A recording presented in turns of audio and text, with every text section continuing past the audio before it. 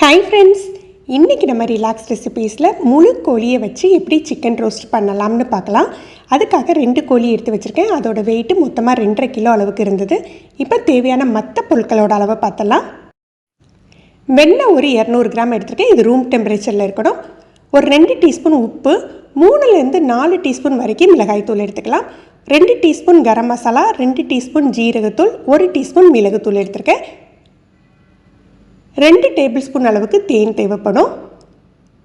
3 table spoon lemon juice, ஒரு 8 பல் பூண்டை இந்த மாதிரி தட்டி எடுத்துக்கணும். ஒரு கைப்பிடி அளவுக்கு மல்லிக்கீரை நல்ல பொடியாக அரிஞ்சு எடுத்து வச்சுருக்கேன். இப்போ நம்ம எடுத்து வச்சுருக்க எல்லா பொருளையும் வெண்ணெயில் சேர்த்து கலந்துடலாம்.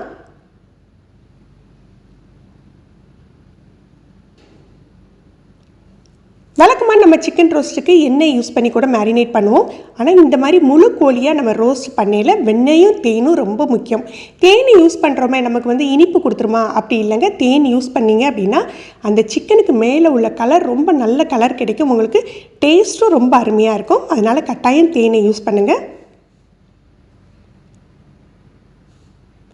உப்பு காரெல்லாம் நம்ம தேவைக்கு நம்ம ருசிக்கு தகுந்தாப்பில் அட்ஜஸ்ட் பண்ணிக்கலாம். உங்களுக்கு மிளகாய்த்தூள் அல்லது மிளகுத்தூள் ஜாஸ்தியாக வேணும்னா நீங்கள் ஜாஸ்தி பண்ணிக்கலாம்.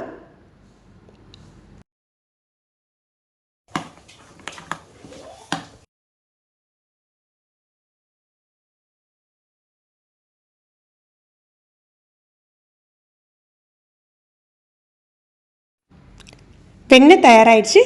இந்த ஸ்டைல் சிக்கன் ரோஸ்ட்டுக்கு வெண்ணெயும் அது தடவுற விதமும் ரொம்பவே முக்கியம். முழு கோழியை நம்ம ரோஸ்ட் பண்ணையில் அது தோலோடு சேர்த்து வாங்கிக்கணும். அதோட தலைப்பகுதியை நான் தனியாக எடுத்து வச்சுருக்கேன். நம்ம ஓவனில் வைக்கிறதா இருந்தால் நல்லா உள்ளுக்குள்ளே ஸ்கின்னுக்குள்ளே நல்ல மசாலா அப்ளை பண்ணிவிட்டு அப்படியே வச்சிடலாம். இல்லை நீங்கள் தவாவில் ட்ரை பண்ண போகிறீங்க, தவாவில் முழு கோழி வச்சு ரோஸ்ட் பண்ண போகிறீங்கன்னா இந்த மாதிரி பேக் சைடில் கட் பண்ணி விட்டுக்கோங்க. கட் பண்ணி ஓப்பன் பண்ணிவிட்டு நம்ம வச்சு தவாவில் வச்சு ரோஸ்ட் பண்ணிடலாம்.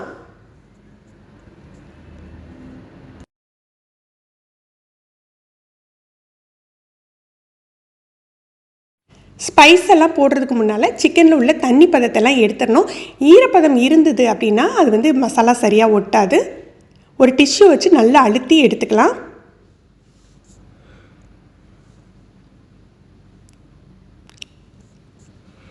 இப்போ நம்ம மசாலா அப்ளை பண்ண ஆரம்பிக்கலாம். மசாலா எங்கே வைக்கணும் அப்படின்னா அந்த ஸ்கின்னுக்கும் சிக்கனுக்கும் நடுவில் வைக்கணுங்க. இந்த மாதிரி ஒரு லாங் ஸ்பூனோ இல்லை கையால் கூட நீங்கள் வச்சுக்கோங்க. மசாலாவை வச்சுட்டு கையாலேயே நம்ம நல்லா ஸ்ப்ரெட் பண்ணி அழுத்தம் கொடுத்து அழுத்தி விடணும். நல்லா ப்ரெஸ் பண்ணி விடணும். கிட்டத்தட்ட மசாஜ் பண்ணுற மாதிரி தான். இந்த மாதிரி பண்ணினா தான் உங்களுக்கு நல்லா உள்ளுக்குள்ளே அந்த வெண்ணெயோடு சேர்ந்த மசாலா இறங்கும். நம்ம மேலே மட்டும் அப்ளை பண்ணியிருந்தால் நம்ம ஓவனில் வச்சாலையோ அல்லது தவாவில் வச்ச உடனே வெண்ணெயெல்லாம் உருகிக்கும். நமக்கு காரமெல்லாம் உள்ளே பிடிக்காது. இந்த மாதிரி ஸ்கின்னுக்குள்ளே தான் வச்சு நம்ம மசாலா வச்சு மேரினேட் பண்ணணும். நல்ல காரத்துக்கு தேவையான அளவு நம்ம இப்போ எடுத்துருக்க அளவு 2 கோழிக்கு கரெக்டாக இருக்கும். 2.5 கிலோ அளவுக்கு கரெக்டாக இருக்கும். அதுக்கு தகுந்தாப்பில் நீங்கள் கலந்து எடுத்து நல்லா உள்ளே வச்சு நல்லா நம்ம அப்ளை பண்ணிக்கலாம்.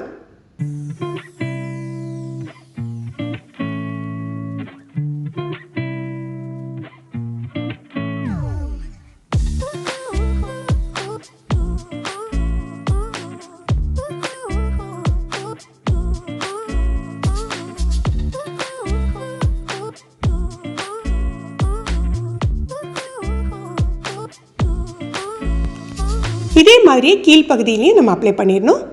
அப்ளை பண்ணிவிட்டு நம்ம கடைசியாக மேலே கொஞ்சம் தடவிடலாம். இது நான் இன்றைக்கி ஃப்ரிட்ஜில் எடுத்து மேரினேட் பண்ணி ஃப்ரிட்ஜில் வச்சுக்க போகிறேன். மினிமம் ஒரு 3 to 4 hours வச்சுக்கலாம். நீங்கள் அப்படியே ரோஸ்ட் பண்ணுறதுனால பண்ணிடலாம். ஒரு பேக்கிங் ட்ரே எடுத்துருக்கேன். 2 கோழியும் ஒன்றா வைக்கிறதுனால கொஞ்சம் பெரிய ட்ரேயாக தான் எடுத்திருக்கேன். அதுக்கு பேஸில் உருளைக்கிழங்கையும் வெங்காயத்தையும் கட் பண்ணி வச்சுக்கிறேன். இந்த மாதிரி பேஸ் வச்சுட்டு அதுக்கு மேலே நம்ம சிக்கனை வச்சு சமைக்கிறதுனால சிக்கன்லேருந்து ரிலீஸ் ஆகிற தண்ணி ப்ராப்பராக அந்த ட்ரேயில் இறங்கி நல்லா குக் ஆகும்.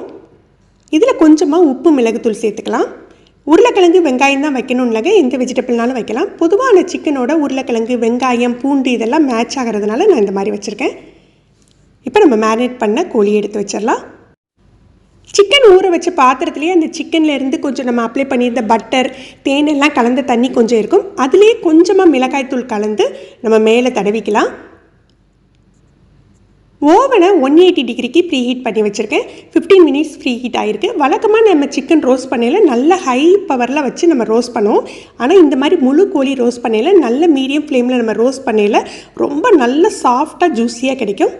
இதில் இன்னொரு முக்கியமான ஸ்டெப் வந்து நம்ம முழு கோழியை ரோஸ்ட் பண்ணையில் அதோட பின்னால் உள்ள லெக்கை வந்து நம்ம வந்து நல்ல ஒரு ட்வைன் வச்சு கட்டிக்கிட்டோன்னா நல்லாயிருக்கும். இல்லது நம்ம ஓவனில் வச்சு அந்த ஹீட்டில் வந்து ரோஸ்ட் பண்ணையில் அந்த கால் வந்து விரிஞ்சிக்கும். அதே போல் முன்னால் உள்ள விங்ஸையுமே வந்து லைட்டாக மடக்கி உள்பக்கமாக மடக்கி விட்டுக்கலாம். ஏன்னா அதோட டிப்பு வந்து முனை ரொம்ப கூர்மையாக இருக்கிறதுனால சீக்கிரமாக கருகி போயிடும்.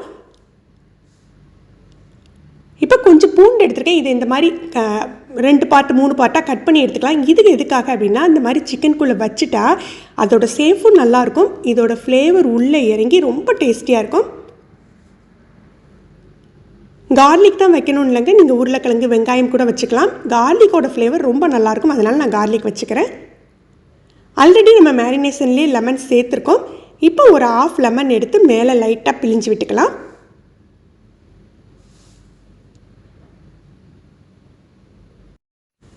இது கிட்டத்தட்ட 1.25 மணி நேரத்துலேருந்து 1.5 மணி நேரம் வரைக்கும் டைம் எடுத்துக்கோங்க. இது கொஞ்சம் சின்ன சைஸ் கோழி தான், அதனால் 1 ஹவர்லேருந்து நம்ம செக் பண்ணலாம். முதல்ல 1/2 மணி நேரத்துக்கு நம்ம ஓவனை ஓப்பனே பண்ணக்கூடாதுங்க. ஒரு 30 மினிட்ஸ் வந்து அது குக் ஆகிற டைம் கொடுத்த பிறகு தான் நம்ம ஓப்பன் பண்ணணும். அதுக்கப்புறம் எடுத்துட்டு சிக்கன்லேருந்து இந்த மாதிரி ரிலீஸ் ஆகிருக்கும் தண்ணி. அது தண்ணி அப்படின்னு சொல்கிறதோட அதோட வெண்ணெய் தான். வெண்ணெயும் அந்த நம்ம சிக்கனில் தடவி இருந்த மசாலாவும் இப்படி ரிலீஸ் ஆகிருக்கும். அதை கண்டிப்பாக இந்த மாதிரி ஒரு ஸ்பூனால் எடுத்து மேலே எல்லாம் அப்ளை பண்ணணும். இல்லை மேல் பகுதி ரொம்பவே ட்ரை ஆகிடும். நம்ம சிக்கன் குக்காகி முடிக்கிறதுக்குள்ளே மேல் பகுதி ரொம்ப வந்து காஞ்சு போயிட்டு அதில் உள்ள ஒரு சாஃப்ட்னஸ் எல்லாம் போயிடும். அதனால் ஒவ்வொரு 10 நிமிஷத்துக்கும் ஒருக்க இந்த மாதிரி எடுத்து நம்ம அப்ளை பண்ணிக்கணும். எனக்கு கிட்டத்தட்ட 1.25 மணி நேரம் ஆச்சு. நல்லா குக் ஆகிடுச்சு. நமக்கு 1.25 மணி நேரத்தில் பார்க்கலையே உங்களுக்கு தெரியும், அவ்வளோ ஒரு சாஃப்டாக இருக்கும். ஒரு கத்தியை எடுத்து நீங்கள் வந்து வச்சிங்க அப்படின்னா வெண்ணெய்க்குள்ளே இறங்குற மாதிரி அந்த அளவுக்கு இருந்தது ஸ்மூத்தாக. லாஸ்ட்டாக அந்த வந்திருக்கு இல்லையா, இந்த தண்ணியை வந்து நம்ம வீணாக்கிற வேண்டாங்க. இந்த சிரப்பு ரொம்ப நல்லாயிருக்கும். நம்ம சிக்கனை வந்து டிப்பு மாதிரி யூஸ் பண்ணலாம். இல்லை நம்ம ஏற்கனவே வச்சுருக்கோம் இல்லையா வெஜிடபிள்ஸ், அந்த வெஜிடபிளோட சேர்த்து இதையும் சேர்த்து சர்வ் பண்ணலாம். இப்போ நம்ம எப்படி சர்வ் பண்ணுறதுன்னு பார்க்கலாம். இதை இந்த மெத்தடில் தான் சர்வ் பண்ணணும் அப்படின்னு இப்போ ஸ்பெசிஃபிக்காக எந்த ரூல்ஸும் இல்லைங்க. நம்ம ரொட்டியோடு சேர்த்து சர்வ் பண்ணலாம், இல்லை ரைஸோடு சேர்த்து வைக்கலாம். இன்றைக்கி நான் கொஞ்சம் நம்ம அந்த சிக்கனோடையே குக் பண்ணியிருந்தோம் இல்லையா, அந்த வெஜிடபிள்ஸோடையும் கொஞ்சம் ஃப்ரெஷ் வெஜிடபிளோடையும் சேர்த்து நான் சர்வ் பண்ணி காட்டுறேன்.